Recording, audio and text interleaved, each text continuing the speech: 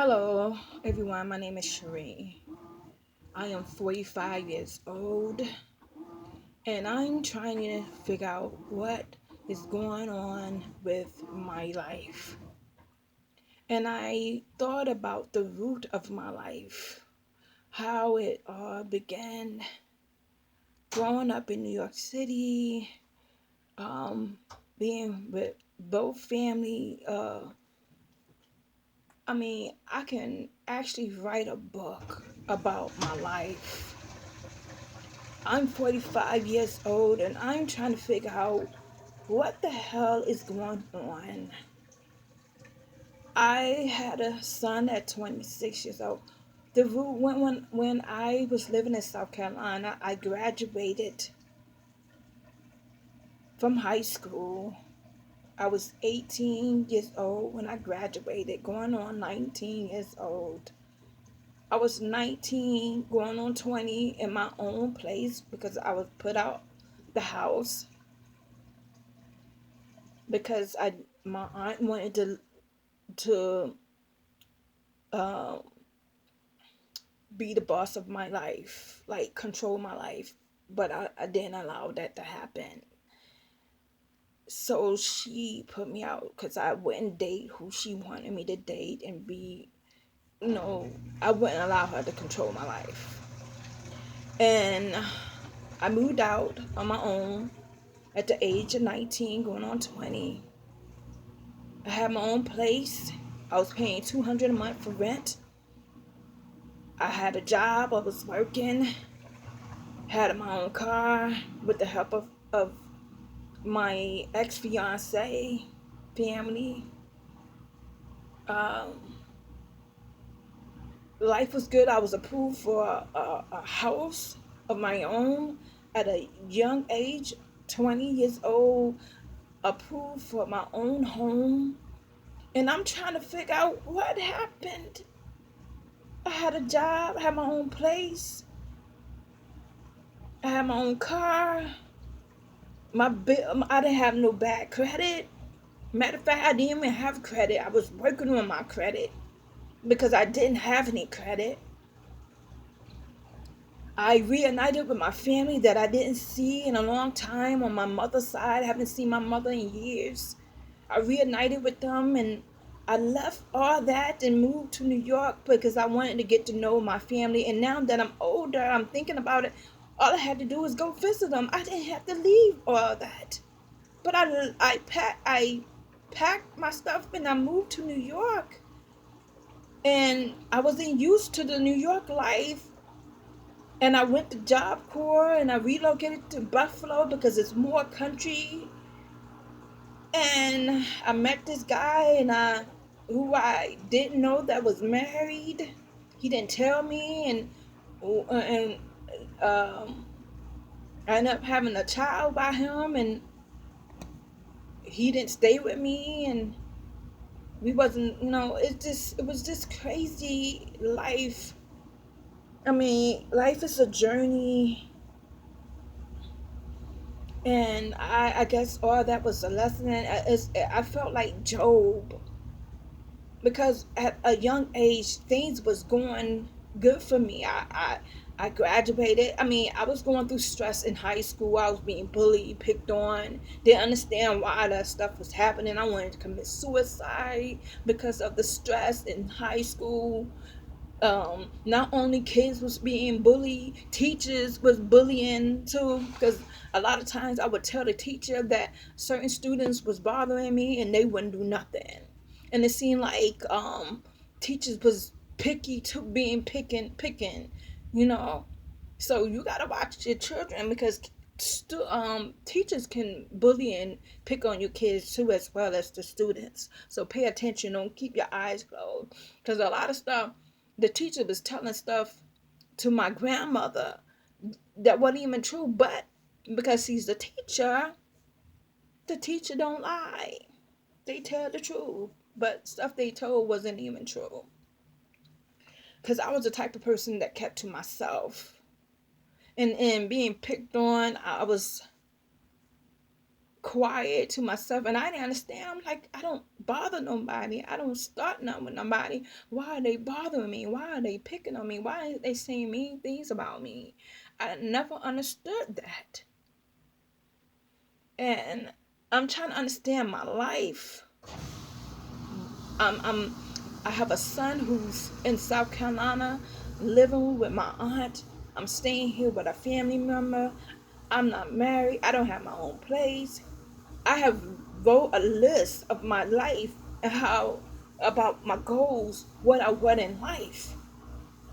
I wrote husband, um, having a decent job, finish up college, getting my degree, and mastering, studying God's word and mastering it.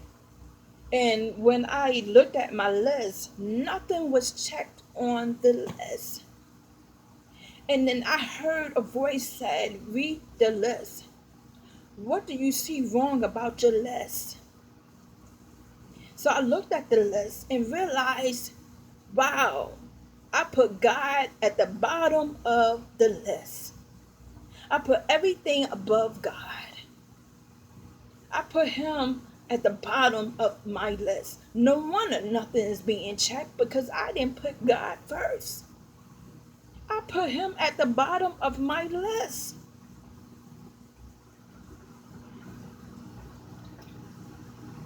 And I'm like, okay, I put God at the bottom of the list where he should have been at the top of the list. And maybe if I had him at the top of the list, all the other things would have been checked. And I'm telling you, I've been I have been watching pornography, trying to figure out my identity. No, I'm not homosexual. I've been confused, curious about that life. But no, I don't want that life. I have been with other females. I have experienced that life. And I don't want it. I don't want it. I was introduced to that life at a young age, a very young age. I was 5 years old, introduced by that life by a family member. So, you know, why people point fingers and want to prosecute you for being curious about that life. Family members teaching you about that life, causing confusion of your identity because you've been molested and abused by family members and no one is saying or doing anything about it. Keeping it a secret in the family. And that's what caused issues in a person's life. Because people want to keep things a secret instead of talking about it and healing. They say, "Oh, let's forget, and move on." You can't forget about stuff that have not even been resolved. I was a I was mentally, physically abused by family members. I was sexually abused by family members. Some family members I would not even bring up. And it was more than one family member. I just haven't even spoke about those family members being sexually and mentally abused. And then they want to talk about you when you decide to go a different route in your relationship. If you decide to go gay or be with a woman or that child being with a man. But you want to keep what happened to them a secret.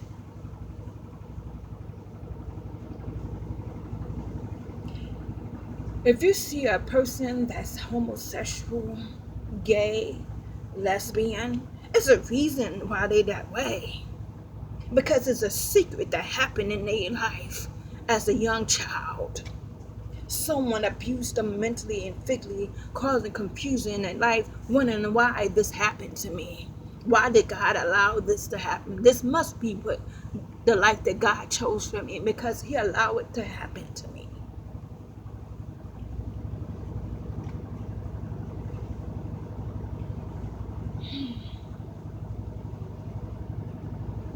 It's so many times I wanted to commit suicide because I didn't want to live this life anymore. I don't want to be homosexual. I don't want to be with no woman. I don't want to hold on hand with no woman. I don't want to be married to no woman, because that's not of God. It is not of God.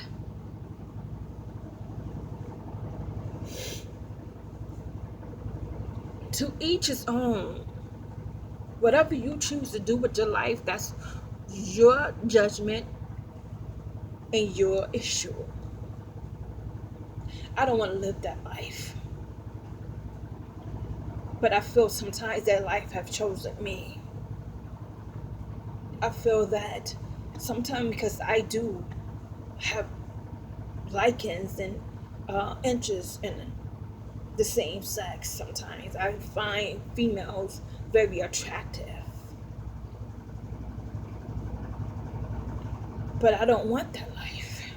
And I'm struggling and fighting to avoid living that life. And I feel like sometimes when things don't go right with being with a man, sometimes some thoughts coming on my mind. Maybe I need to see what it's like being with a female. Because they ain't working out with these men, these sorry men out here. They don't realize they push a woman to go the other route because they do so many dumb stuff. But then I have a son, and sometimes you see the things they do is sometimes natural, and you have to teach them.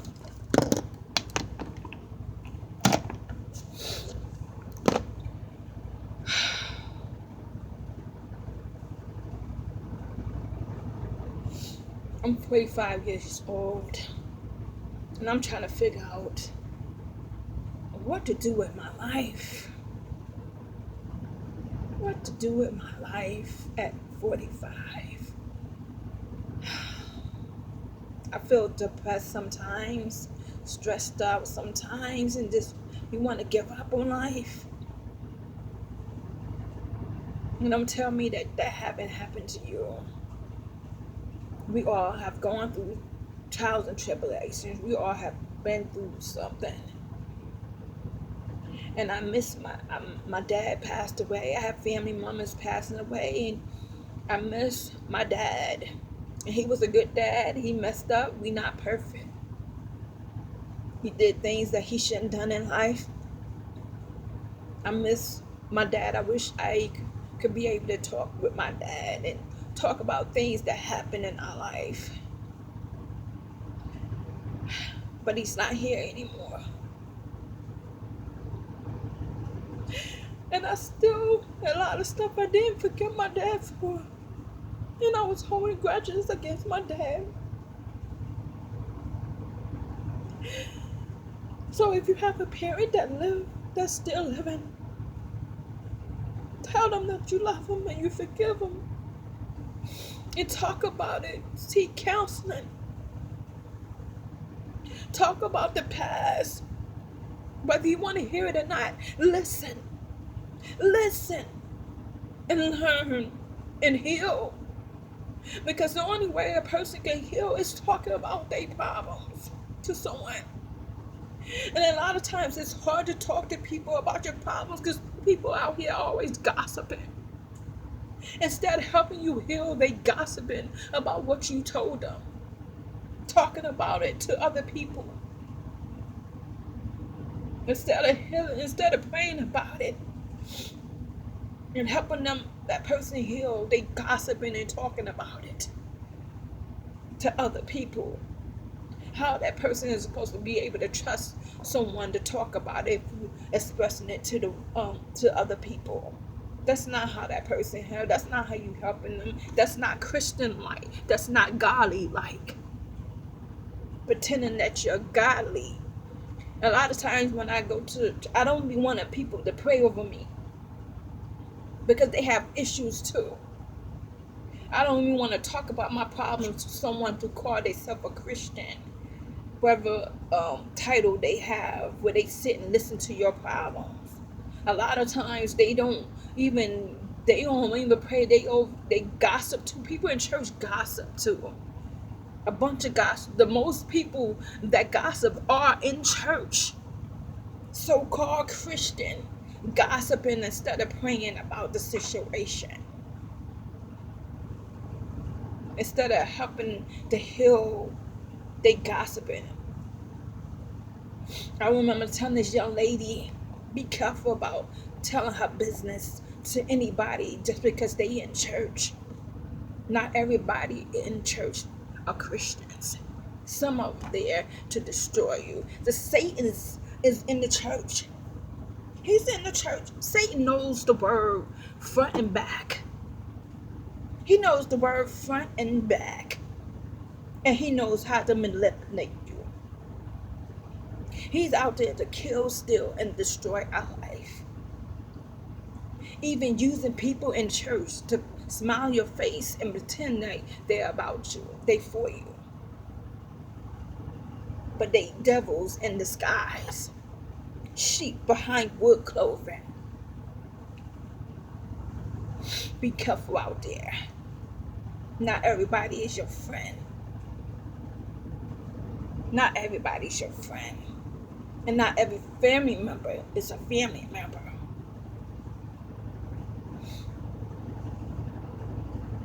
The best thing is to put God first in your life. That was the issue. I realized I didn't have God on that first, the beginning of that list.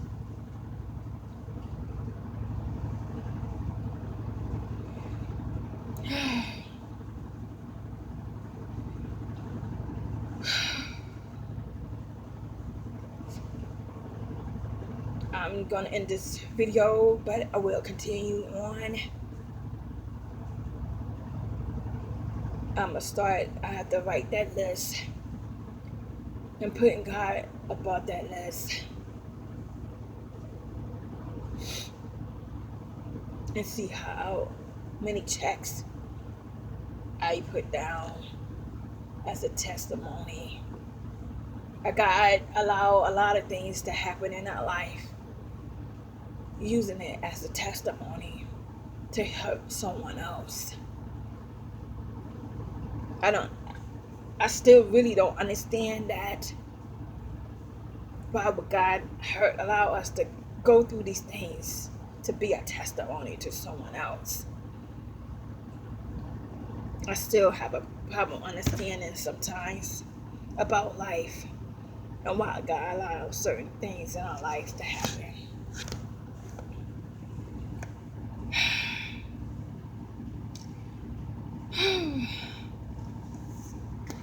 All right, everyone. Have a blessed day and enjoy your life. Have a good weekend. And tell someone that you love them. Be sincere and honest. If you don't love them, don't tell them you love them. Because if you're not sincere, don't waste your time. God bless you. And may heaven smile upon you. Have a blessed one.